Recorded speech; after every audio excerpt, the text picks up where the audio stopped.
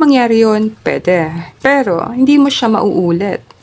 And, sa negosyo, sa lahat ng ginagawa natin, maganda kasi yung tumatagal siya, paulit-ulit siya, diba? Like, kung kumikita ka, paulit-ulit ka kumikita, or pataas ng pataas. Hindi maganda yung isang taon lang, then next, wala na, and then next, wala na.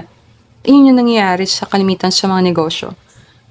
Yung mga parang shiny object na business na maganda lang sa umpisa and then wala na, hindi siya masyado maganda. Kasi kung gusto mo ng negosyo na magtatagal, minsan kailangan mo ng mahabang taon magpundar doon sa negosyo. Mahirap sumunod lang sa uso, like makiuso. Kasi yung trend, yung uso, nawawala yan eh. Sabi ko nga, kung nasan ka nakatayo ngayon bilang page of sword, may blessing na kung nasan ka. Hindi maganda pa rin na maghintay na kailan kaya mangyari yun para ma-feel kong masaya ako. No, sayang oras eh. Pwede ka maging masaya kung nasan ka ngayon.